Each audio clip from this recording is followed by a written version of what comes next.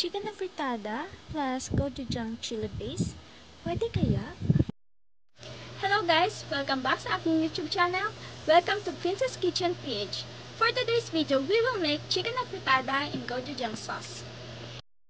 Chicken na fritada is a dish that originated from Philippines, while gochujang is a chili paste from Korea. But first, let's do the mise en place. First, cut your potato into half. But it's much better if you will use marble potato than baby potato. Now peel your carrots and cut it into small chunks. Now peel your garlic and chop it into mince. And use gochujang chili paste alternative for tomato paste. It creates a very unique flavor in our fritada.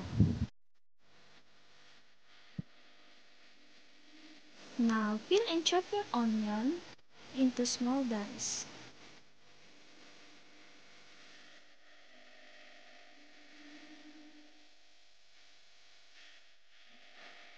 This is our ingredients needed.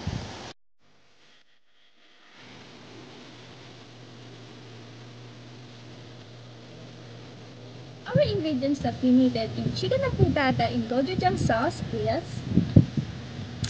chicken, salt and pepper to taste, onion chive,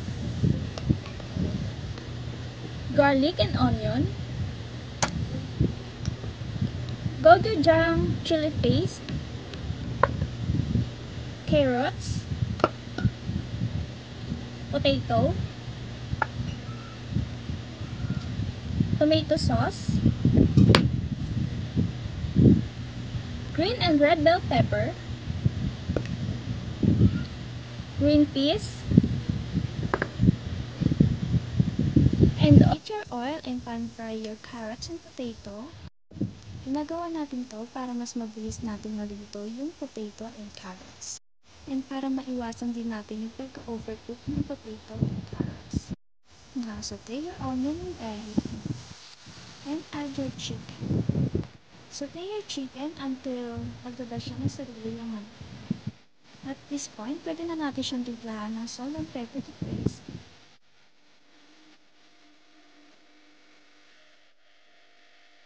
Set aside your chicken and saute your gochujang chili paste. Make sure na lutuin siyang maigi. And make sure lang na haluin siya time to time para maiwasan natin yung pagkasunog ng gochujang chili paste.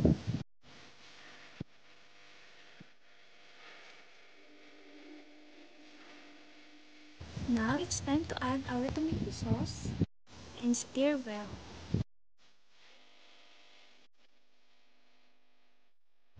Now let's add enough water para lang malutod ng maayos yung chicken. At this point, pwede mo na rin ilagay ang red and green pepper and onion chive. Cover and let it simmer for like 2 minutes and add your potato and carrots.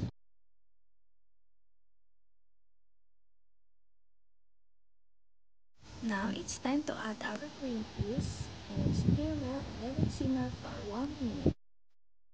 so this is our finished product. This is chicken fritada in gochujang sauce. Enjoy! I just garnish it with onion chive, sesame seed, and chili flakes on top. It is best served with rice. This is combination of Filipino cuisine and Korean cuisine. I hope you like it. Thank you.